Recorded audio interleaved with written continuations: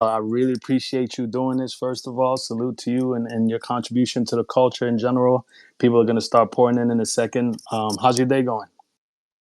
Thank you for asking. It's a typical Thursday, which to give everyone here a peek behind the curtain, everybody is in rush mode trying to get everything squared away for what's called store turn on Thursday evening, where all the new music releasing on Friday is set up in the system and good to go. So that means artist profiles need to get updated with new photos.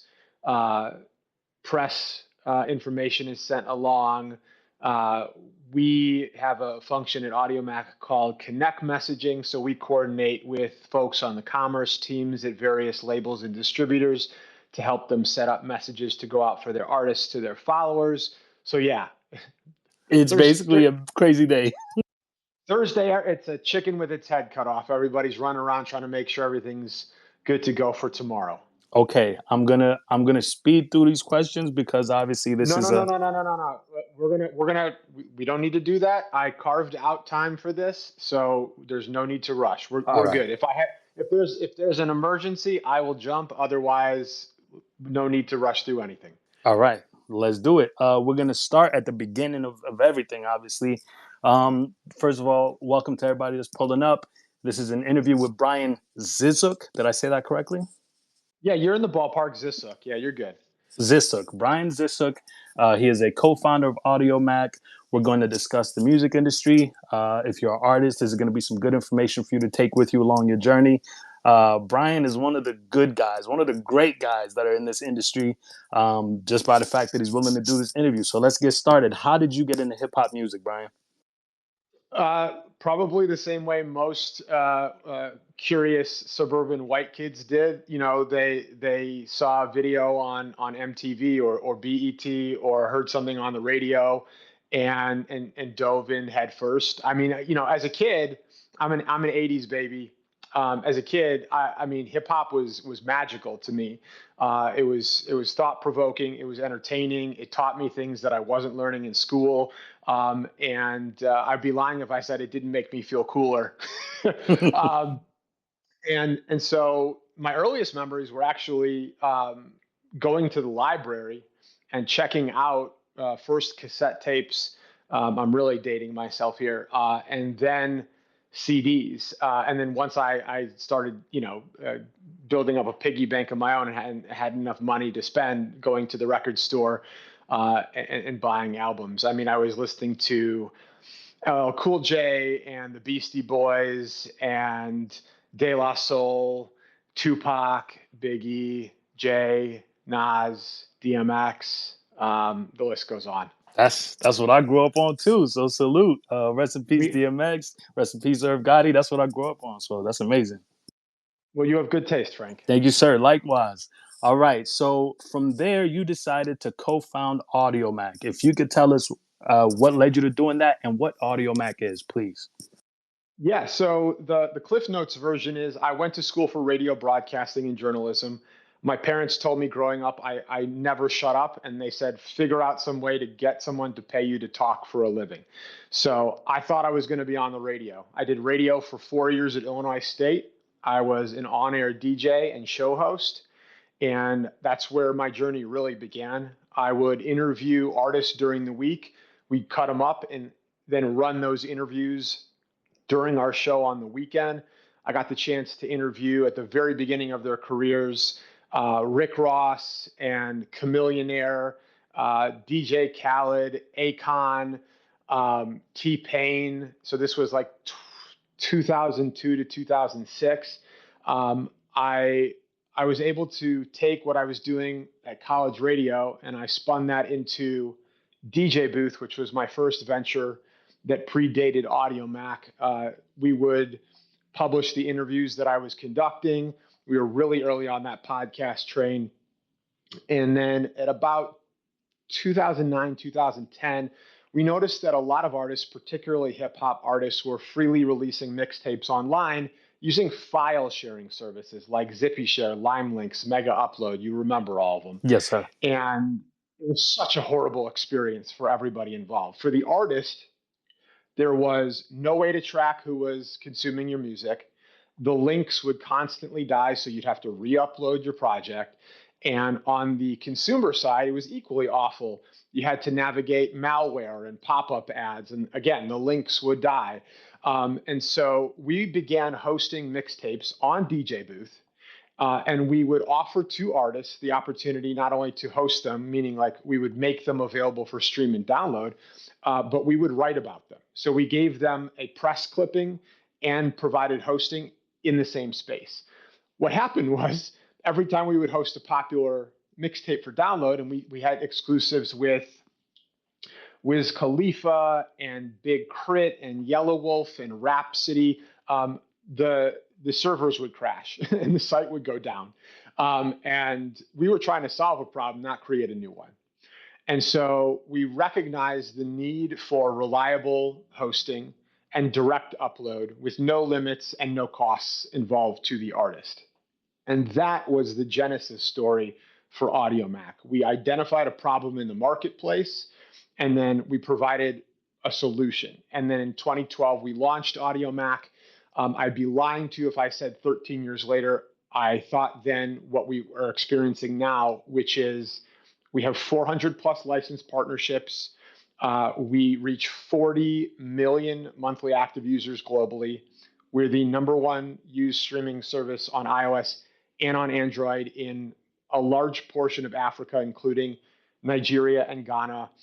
We're #1 in most of the Caribbean, including Jamaica. And we are the go-to service for the diaspora. So you have millions of Nigerians and Ghanaians and Jamaicans who don't feel like the streaming services that are most popular in the marketplace speak to them because they don't really do a great job of highlighting, amplifying, and curating all of the incredible music across Afrobeats and Amapiano and soca and dancehall. And we're doing that. And in part, we're doing that because we not only created a product that super serves these communities, but we built with them on the ground. We opened up a satellite office in Lagos, Nigeria. We hired locally, and we embedded ourselves within these communities. So we aren't just some Western company trying to do business offshore. So that's an overview. I could go on for 2 hours, but I don't think your listeners want to hear me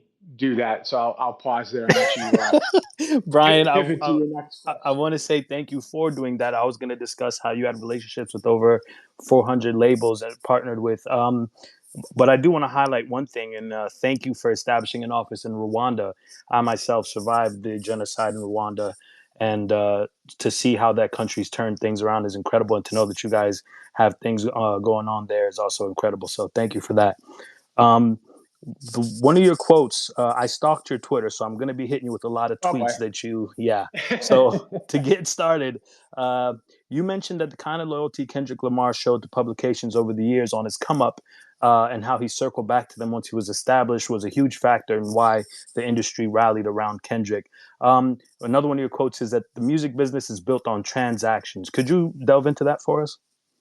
Yeah, I mean, and to that end, it's not that different from most industries, which is, uh, I'll scratch your back, you scratch mine. But I think because so much of what we do is online, and we've gotten so we're so far removed from in person engagement, it's easy to forget that the person on the other side of that text or email is a human. And ultimately, like if you work in music, you should understand the power of connection. That's what music is all about. That's why fandom exists. It's because you're either hopefully connecting with both the artist and the source material. And over time, it's very easy to forget that. I think a lot of artists at the dawn of their career, they're so motivated to make something work that they value that, and then ultimately over time, um, they just don't value it to the same degree. You referenced Kendrick. Um, what was important to me, and this is not a Kendrick thing, this is just generally speaking, is if you show support early on, before you're championed by the masses, before you're able to capture the zeitgeist, before you get all of the cosigns and looks, to be able to not forget, so to speak, where you came from and who supported you along the way.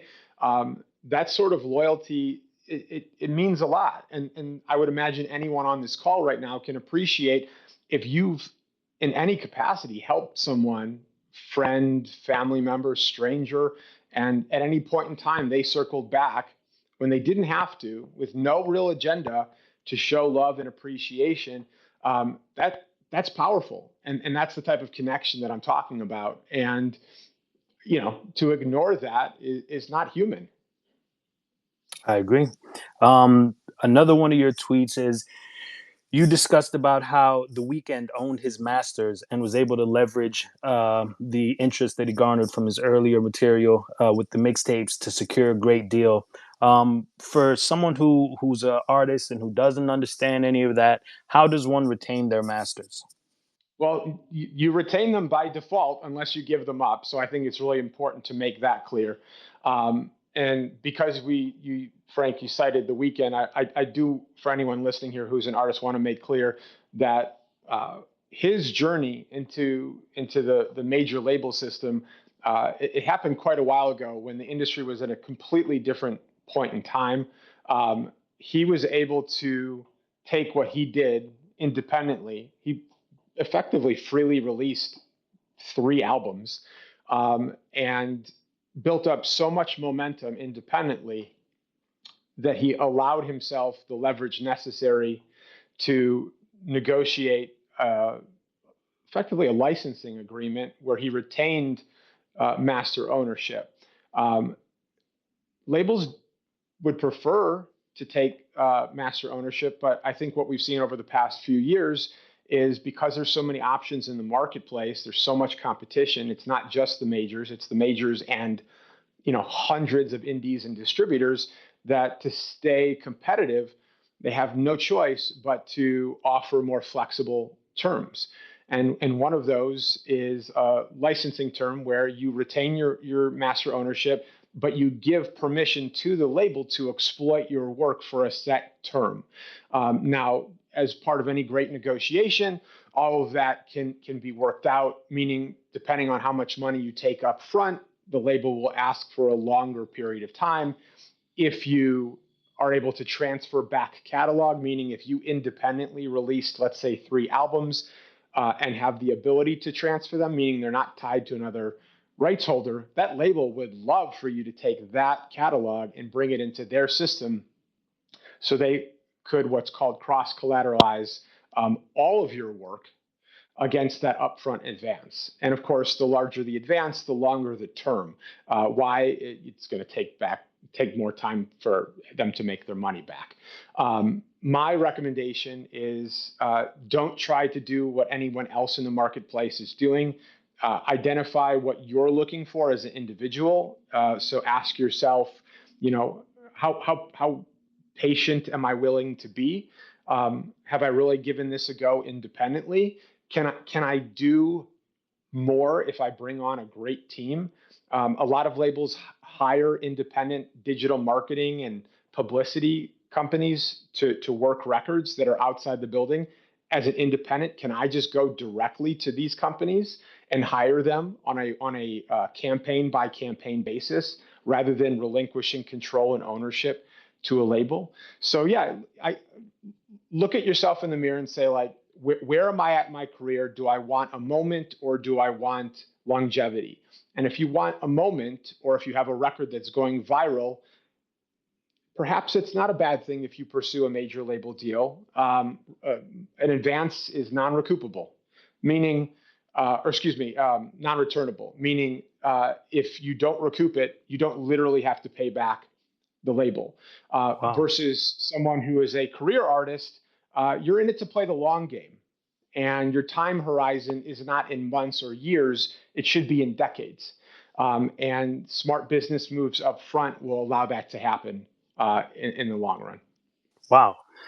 Okay, so that was a lot of information. But before I get into the next phase of this thing, I want to ask you, and I looked all up and down your Twitter, and you are so dedicated to giving out this information. That is a representation of the selflessness and the good character that you have. Why what drives you to inform artists at the level that you do, all up and down your timeline? It's artists asking you questions. Why do you do that? Great, great question. When I was doing radio, um, I was offered the opportunity to stay in school, and the communications department that I was in was willing to cover my tuition for me to teach for 2 years. And I went to a woman by the name of Deb Lesser. I went to her and I said, if I want to get an on air job as a show host, would this be a good idea? And she said, why don't you talk to people who did the same thing you did, pursued a degree in broadcast communication and journalism, who currently have a job in that field, and see what they say. And I sent out 20, 30 emails looking for information, and very few people ever hit me back. And I effectively had to navigate that portion of the earliest part of my career on my own. And it's fine. I think it all worked out, at least so far it did. But I remember that period of time in my life where I sought out help and resources, and very few, if any, people gave me the time of day. When we were working on DJ Booth, it was really important to me that we were a source for reputable information. And as we started publishing more and more editorials and interviews with entertainment attorneys and A&Rs and executives and artists, I saw that there's this willingness for people to share their experiences. And as we would publish more and more of these stories, more and more artists and managers and executives and entertainment attorneys and publishers would reach out, and they would say, I read this. Can we share our story with you? And so it was very clear to me that there's a yearning for information. People want this information. The problem is that a lot of us spend our time on social media, and it's very hard to tell what is legitimate and what is bullshit. And so, it's a minefield trying to navigate this business. But unlike historically, where most of this information was not discussed publicly and was intentionally hidden, it doesn't have to be that way anymore. You don't have to experience an awful situation to learn from it. You can learn from other people being vocal about their awful situations. And so for me, I get a lot of satisfaction out of publishing educational content. And I think it's really important that it helps Audiomack as a brand to be synonymous with that, especially at a time where I think, generally speaking, people look at the music business and the label system and streamers, and they assume the very worst. And I don't want to be judged by that company. Wow. Okay. So with that said, we're gonna create a fake artist. I'm just gonna come up with his name. His name is Murder Death Kill. We'll call him MDK for short. So MDK goes and makes a song, right? The first thing that he does is register his music. Does he go to ASCAP or BMI? Which is better? I would recommend ASCAP for a variety of reasons.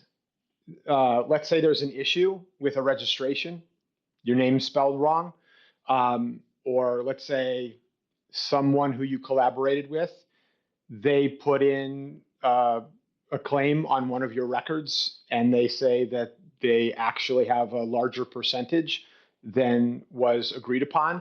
The response time at ASCAP historically is very quick. Um, Obviously, the more detailed the situation, the longer it might take.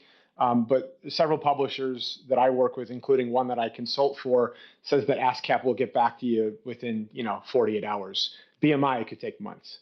So that right there, from Wow. a customer service perspective, is very important.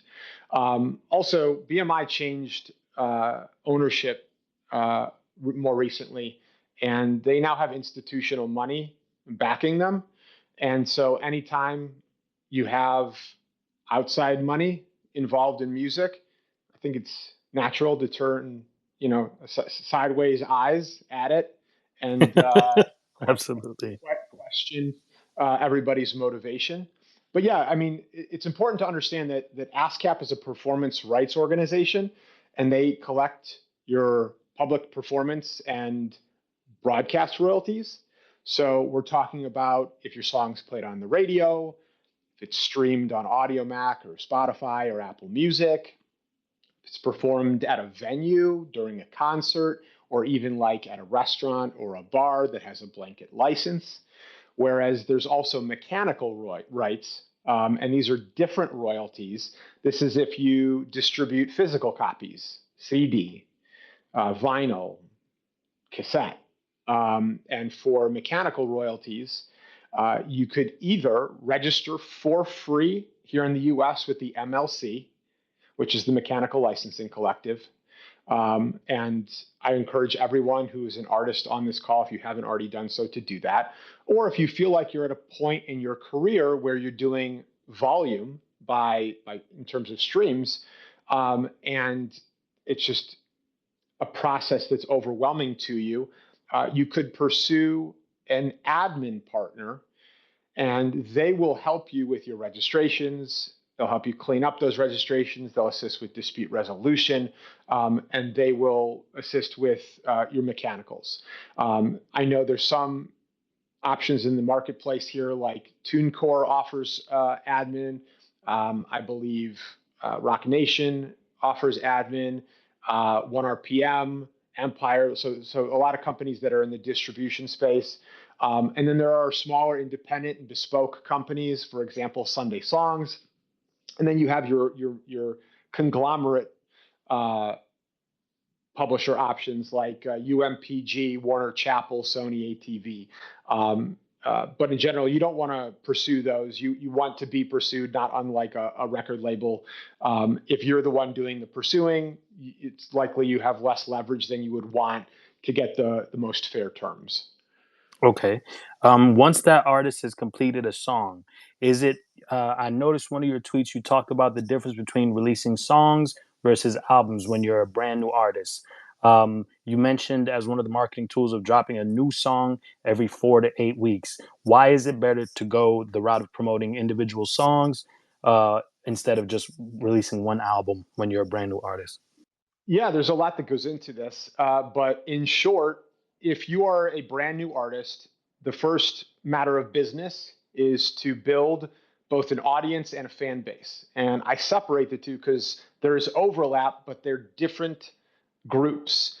An audience is the aggregate number of individuals who consume or follow you online, whereas a fan base exists within that circle, but also outside of it, right? So they're willing to go above and beyond to support you beyond just streaming your music. They'll buy your merch. They'll go see you live in concert, etc. Why I often recommend that approach is you want more bites at the apple. So if you release, let's say, a 10-track album, so this imaginary artist that you pitched, he or she releases this 10-track album. You're going to put all of your time and effort and budget into the build up to, release of, and post marketing for a single event, as opposed to releasing 10 songs that are on that album over time, right? And then each one is its own event. You could still compile them into a larger capsule, meaning a project, and title it however you'd like, mixtape, album, EP, etc. But you, again, have more bites at the apple. You have more opportunities to capture attention. I also strongly recommend doing that because more often than not, artists are still operating based on how things were, which was an announcement and then this long lead up to the release of an album, and then the album's out and you've exhausted so much of your resources and your budget getting people to know about something that's about to happen, as opposed to it's out now and every marketing driver from then on points back to what is now available in the marketplace. There are very few who hear about something and then go to their calendar and like make a note, like remember to stream artist XYZ in 2 weeks. What you want to do is you want to capture someone at that time and then convert them to perform an action. And in this case, that action is to watch or listen. So it's going to be varied depending on the artist, depending on how far into their journey they are. Also based on their genre. There are some genres that this doesn't work. I think a song-based release plan works better for hip hop, R&B, Afro beats, Latin, pop, whereas folk or gospel or electronic or jazz or blues, if you make music in covering those genres, I actually think, just based on historical trends, that an album would be just as appropriate. But either way, you want to consistently be releasing music.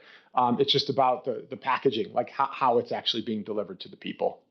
So marketing, which leads me to my next question. Is it better to market music before it's released or after it's been released? And which is better?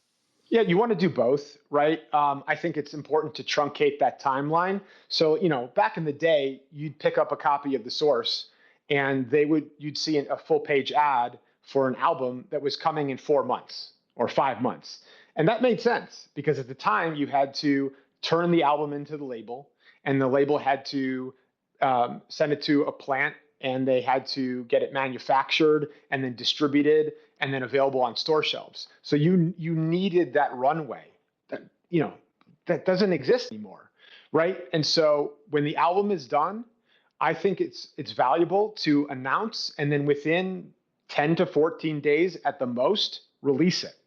Right? You want to get everyone excited.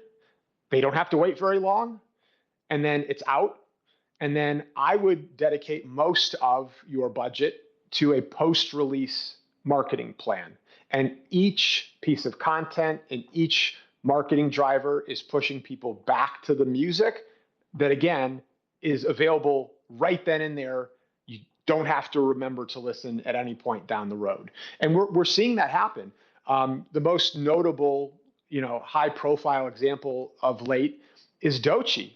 I mean, she had a proper promo run that lasted months post release, and she's doing incredibly. It helped her with her Grammy campaign, and she's set up for incredible success this year and beyond. Now, obviously, that takes dedication and a budget. The budget part, not everyone on this call is going to have access to, but the dedication part, if you really see yourself doing this, you should. So that's my answer. Post release is important now more than ever before. Understood. One of the things you highlighted on the timeline while I was stalking you was metadata. Mm-hmm. And how do you put it on your music? So my question to you is, how do you put the metadata on your music? Could you explain ISRC and UPC and the importance of the music being titled correctly? Yeah, absolutely. So let's start with genre classification. So when you work with a label or a distributor, either you have the ability to enter in the primary genre or convey to whoever's handling your music at a label or distributor what you want the primary genre to be. This is very important for two parties. The first party is the editorial and curation teams at DSPs, because individuals have purviews. And so like at Audiomack, we have a hip hop editor and an R&B editor and a Caribbean editor and a rock editor. And they receive a daily report with every single product that has been delivered to Audiomack from one of its 400 plus licensing partners that has their primary genre listed. And so it's surfacing material for the appropriate people at the DSPs.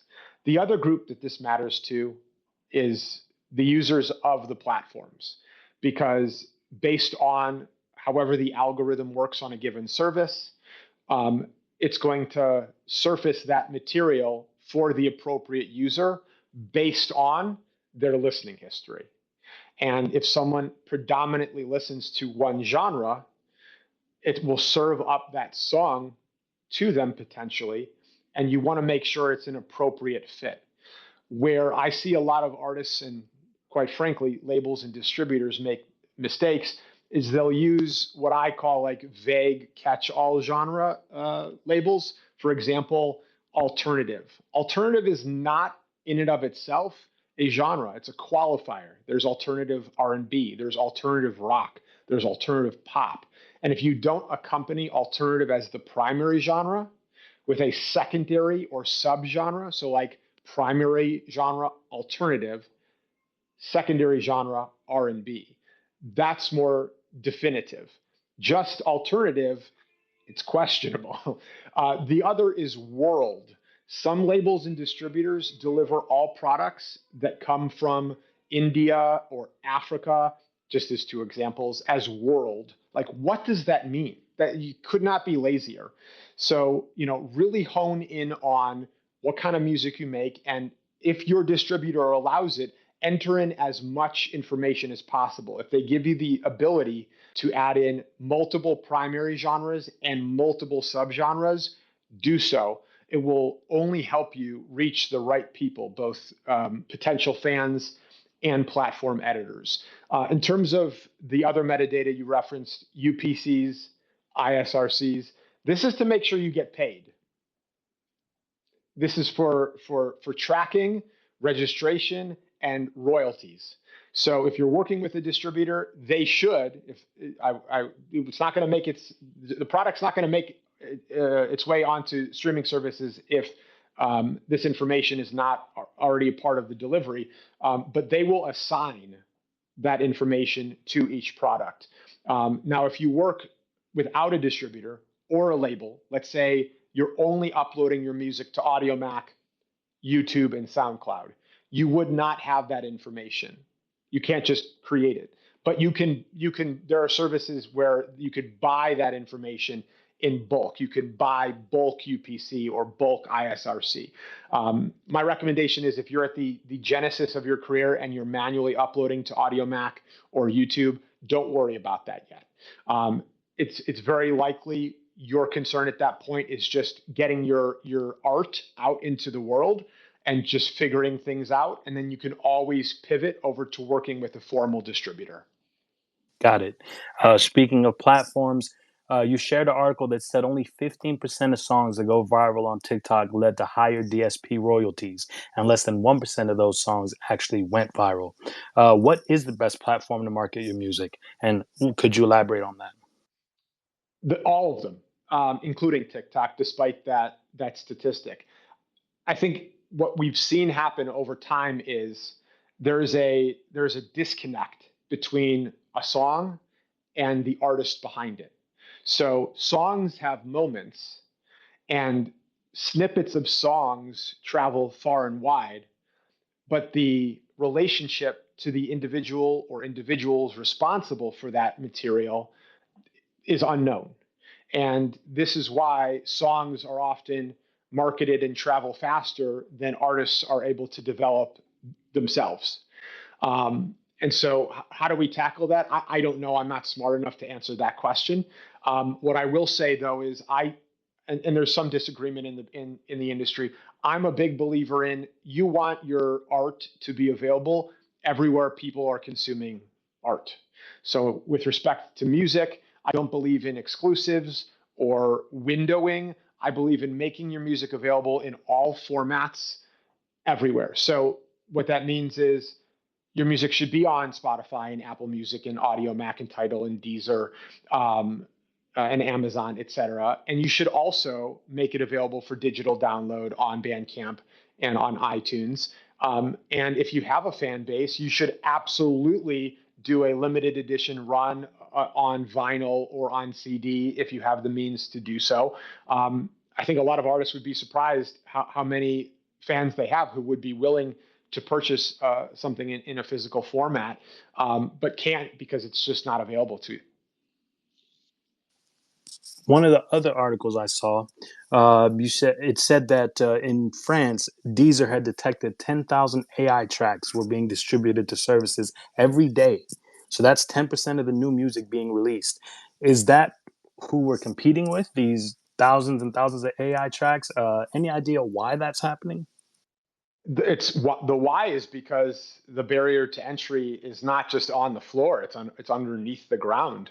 And yeah, it's horrifying to hear that. At Audiomack, we've taken great lengths to adopt and work with several companies that offer audio recognition and filtering services in an attempt to identify and remove this content.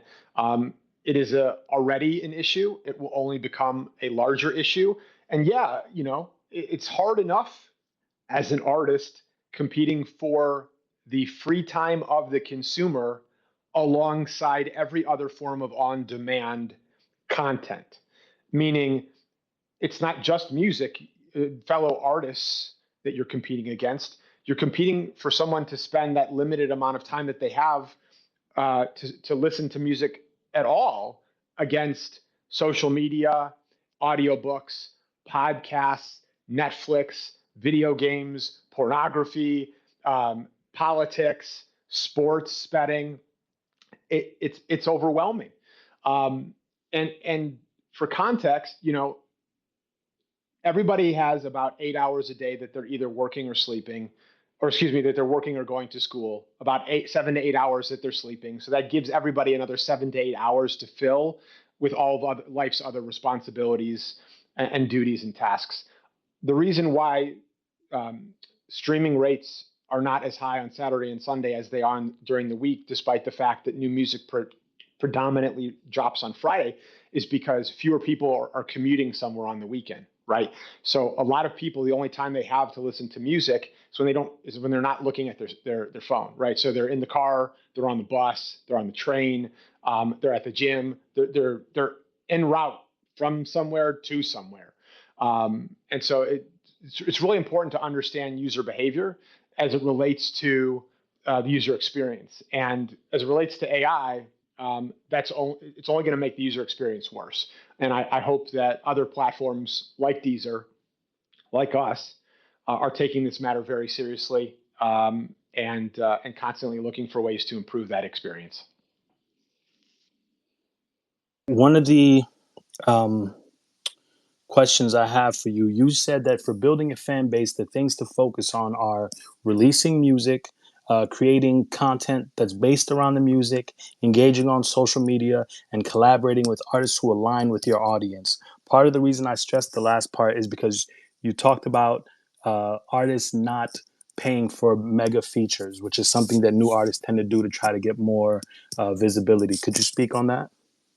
Yeah, absolutely. You know, there is value if an artist really appreciates your art and you appreciate theirs, and there's an organic synergy that exists, and there isn't a paid component, and that happens because that proves that it's not about a transaction, right? And that also gives credence to the idea that this could be a more beneficial relationship beyond a one-off feature, but that's rare.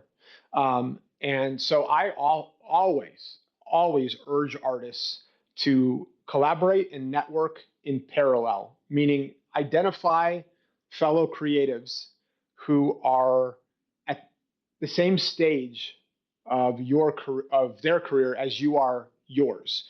And it's cliche, but it's true. A rising tide lifts all boats, right? There's power in numbers. Cross promote with one another. I'll give you an example. On Audiomack, we have this incredible feature called Connect. It is a messaging tool that allows artists to send a message for free. There's no paywall. You don't have to enter your credit card. You don't have to buy advertising, to everyone who follows your account. And what we've seen, in particular in Africa, we're very strong in Nigeria and Ghana. You will have artists who have overlapping fan bases, and they will use Connect to cross-pollinate their audiences, meaning one artist will send a Connect message to their followers marketing the other artist's music. And then when the other artist has their release, if it's not simultaneous, they'll do the same thing. They will send a message to their followers marketing the other artist's music. Everybody obviously is enamored with all of these publicly displayed stats, and the idea of collaborating with an artist who has tens of millions of monthly listeners on Spotify and millions of followers on Instagram it's attractive, it's sexy, but it will most likely only be transactional. And if you do work with an artist who's signed, be warned that their contribution to your record will need to be cleared by the label that they are signed to, who has their exclusive rights, regardless of the contract type that they have. And there are so many instances, I can't even tell you, of artists who spent $5, $10, $15, $50,000 on a feature, and they never got to release the record because the artist who worked the feature, their label would not clear it for release.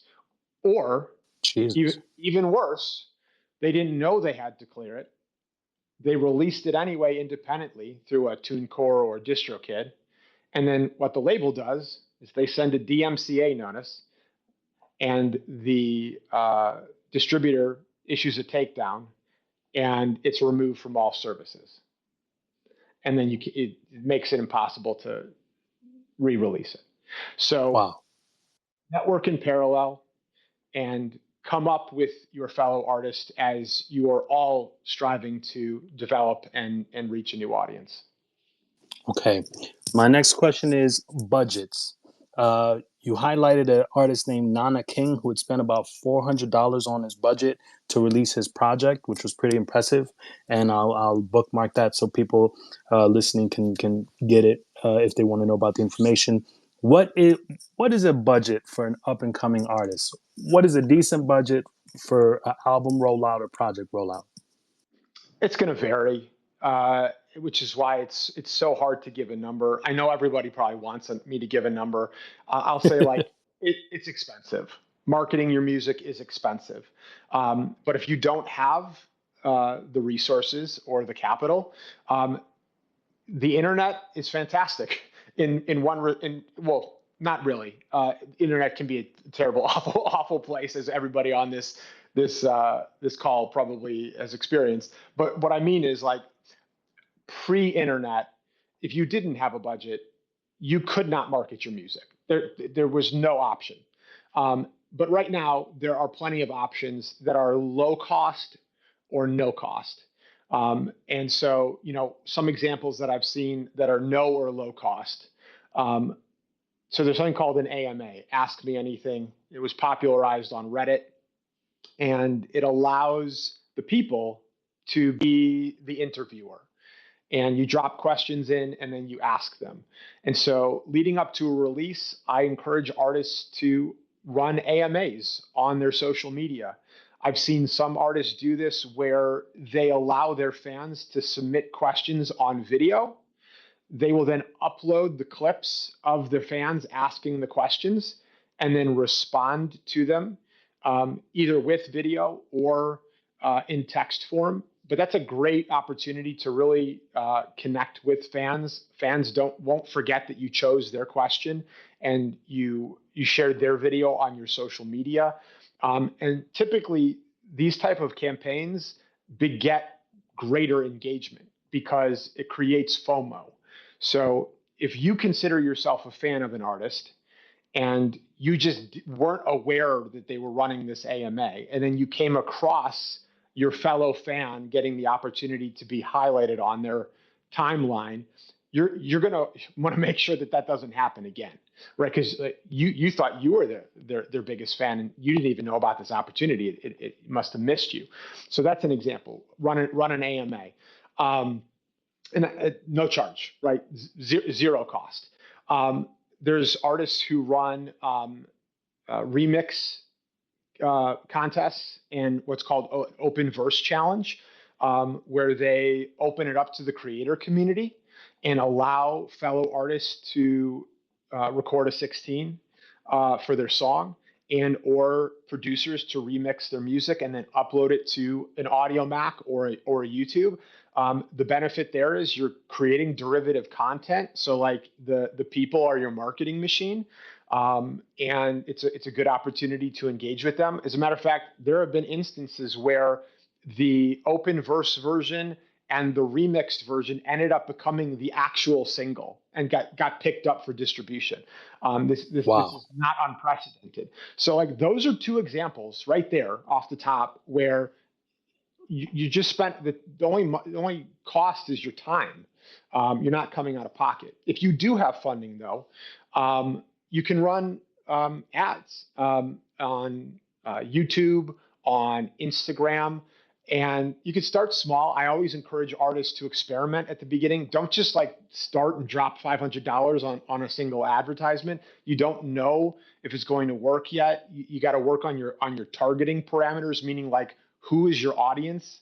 For example, on Audiomack, we have a feature called Boost, and it allows you to select both a genre and a location, and that's so that it hits someone who listens to that music and is in that region.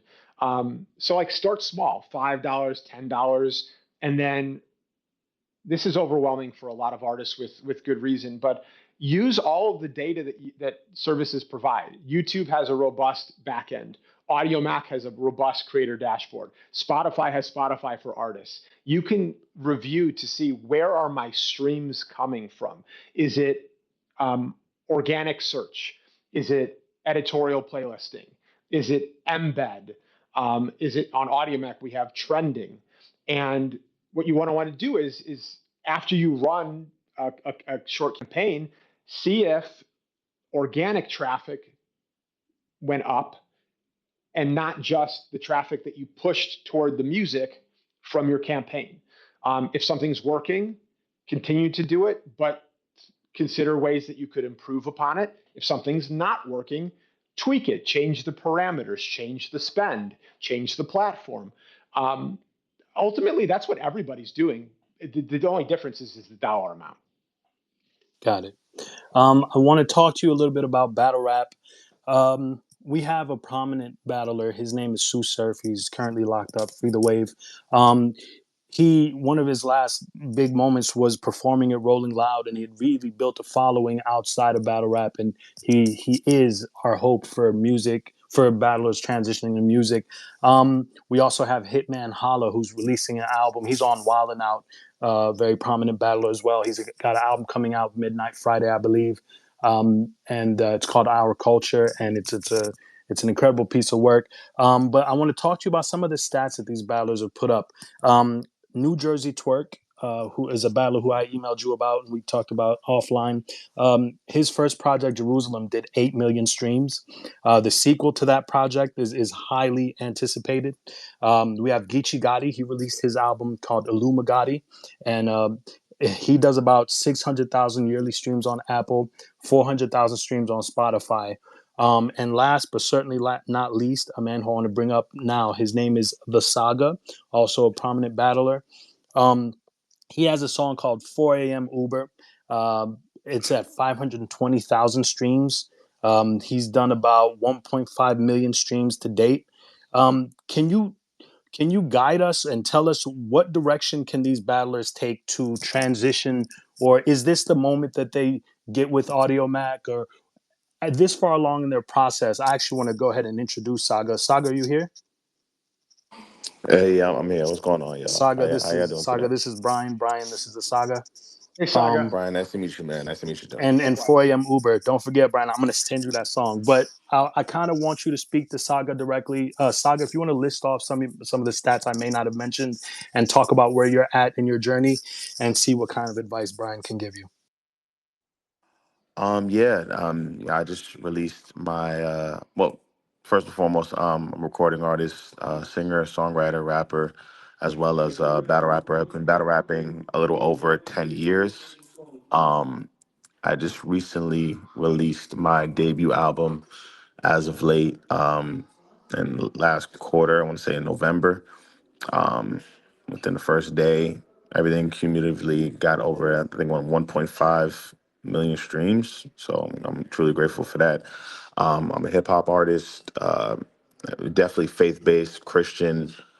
So there's a niche audience within that as well. I believe actually, a family member of mine who's also a Christian DJ, his name is Mike LV, works with Audiomack pretty close, which is like, I think that's really dope. And yeah, just as a battle rapper, um, there's kind of just always been that bad stigma over the years of battle rappers who can't make quality music. And as you know, Frank has stated, there's a lot of incredible artists like myself, Geechee Gotti, Twerk, Ryder, Luke Castro, and the list goes on of incredible artists. And as for me, I'm one of the more standout Christian artists looking to kind of just take away from the battle rap and transition a lot of what I've been doing into the music. Well, first of all, it's a pleasure to meet you, and thank you for the background. While you were providing those details, I went ahead and did a little due diligence to see what you've already been able to accomplish here. I mean, you're at almost 51,000 monthly listeners, which I want to put that into context is fantastic. We're such a numbers driven culture, especially online with respect to music, and everybody's constantly trying to measure their success against others. But to have that level of consumption is a fantastic and great accomplishment. And so I wanted to tell you that. I see that your music is available everywhere. So you're already doing the right things, which is making your music available where people are consuming music. Anytime that you work, that your genre is faith based of any kind, obviously the audience is going to be a bit more niche, but I'm going to spin that positively for you.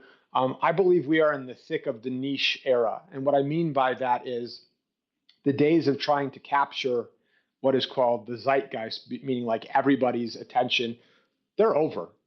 And if you're trying to make music for everybody, you potentially are going to make music for nobody. And so you're at an inherent advantage in that you know your lane and you have identified your audience. And so now what it's about is, in my opinion, hyper targeting that audience, working with other artists, if you aren't already, who have the exact same audience, and trying to build together.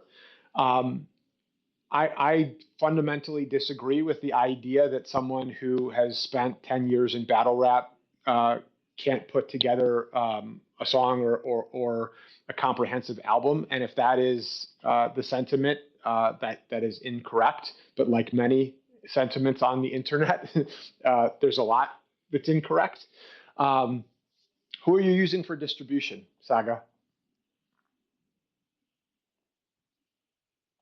He may not be. Saga, you still here? He is all independent, if I'm not mistaken. We spoke about where he's at with his endeavors, and he explained to me that he has no team. He's been doing all this himself, no major backing or distribution. And I would be ready to use whatever resources I have available to see how he can partner with you guys. Whatever you need from me, it's a yes. Just where do you think he should go from here, Brian? Yeah, what we do is, artists often come to us and they'll say, I don't work with any distributor. I'm overwhelmed by the number of distributors in the marketplace. It seems they all do the same thing. Who should I work with? And I'll send them a short intake form and say, like, fill out this information.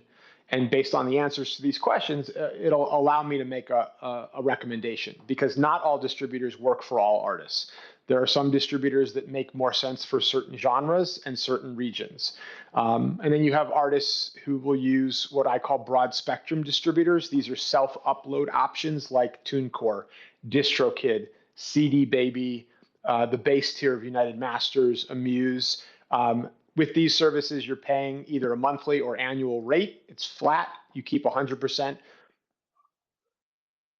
Yeah, Yeah, we can hear Yeah, you. He was asking about your distribution situation, son. yeah. So on I currently use TuneCore, and I've been running to a bit of issues in regards to how my singles are submitted to social media, and it's been an ongoing thing where certain songs, based off the criteria of the submission, may not fit what they deem worthy to send out to social media.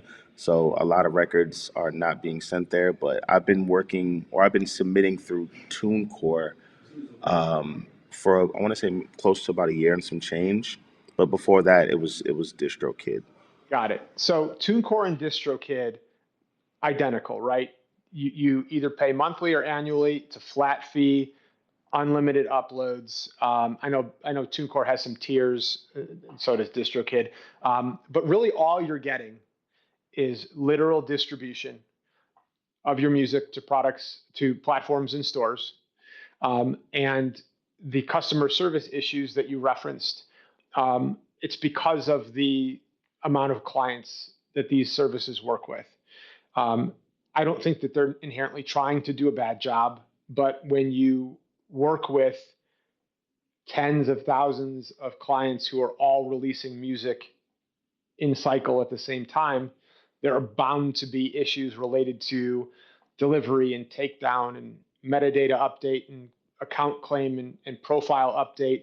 And as an independent, you're just sitting there waiting for someone to get back to you, and that's frustrating. And so, That's exactly the issue that I run into. A yeah. lot of it is just the sitting and waiting game.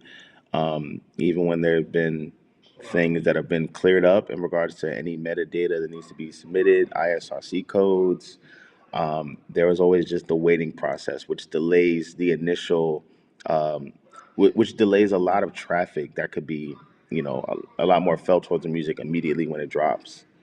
So the only recommendation I would have there, if you use one of these services, is try to submit your music through their backend dashboard as early as possible. I know a lot of artists, like they finish creative and like they want to just get it out into the world. But if you're working with a distributor, they're working with DSPs, and each DSP has different protocols. Just as one example, like Apple Music, if you want to submit through their portal, it's minimum 21 days for consideration. So, there's different timelines. There's plenty that can go wrong. So give yourself as much time as possible to ensure that when the songs are distributed and they reach your profiles on all of these platforms, that it was mapped correctly, it looks the way it's supposed to, and that if in the meantime there are any issues, like you need to adjust the credits or you didn't upload the correct artwork, that you have the necessary time to make those changes. And that if you're depending on someone at one of these distributors to assist you with a matter, that it's not bumping up against that release date. Because nothing's worse than the issues coming 24 to 48 hours before that song is live, because that's for most going to be not enough time to resolve itself. If you get out ahead of it, though, and you notice these issues, it gives you plenty of time to have them corrected. Just a heads up for anyone listening, one of the unique things about Audiomack is we allow for you to deliver through a distributor or label, and you can also directly upload. We have a program called AMP, which is the Audiomack monetization program, which allows young artists who are pre-label or pre-distro to upload directly and then monetize their music through us. So we pay you as opposed to the distributor. And for a lot of artists in a lot of regions in the world, that's how they begin their journey, by uploading directly to Audiomack. And then eventually they start working with a distributor, and maybe some graduate to working with a label. But that is an option with us. If you have any other further questions, Saga, about Audiomack, I'm sure Frank can provide you with my email. Actually, everyone has my email. It's in my bio on Twitter. I want to say thank you for this time, Brian. Thank you for everything you do for the culture. Just thank you for this moment. Saga, I appreciate you pulling up. My final question is a two-part question. One, is Saga the prime candidate to join Audiomack? And for all the other battlers that are in the culture and other aspiring artists, at what point should they join Audiomack? Take us out with that. Yesterday, you should already be on Audiomack. I think we're doing a lot of incredible work, coming up with alternative avenues to generate revenue on top of royalties. We have supporters, which is a fantastic program. I referenced Connect earlier, which gives you the ability to grow an audience on the service and then reach them directly. There's no other social media platform or DSP that allows you to build up an audience and then actually reach that audience without asking you for money in return. We are the only service that does that gratis.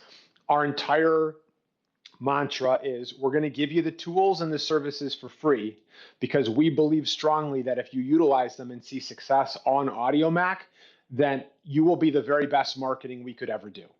You will publicly champion your success to the world. That will both excite your fans and get them to come consume your music on our service, but also as a cosign to fellow artists that what we're doing is working. I encourage anyone here who's listening, who wasn't bored out of their skull at metadata conversations, to follow me on X, where I post educational content almost daily at this point. Thank you, Brian. Thank you, sincerely. Appreciate everybody for pulling up. Shout out to the artists in the building. Lena Marie, Holmesy, E. Hart. I'm trying to get through it as fast as possible.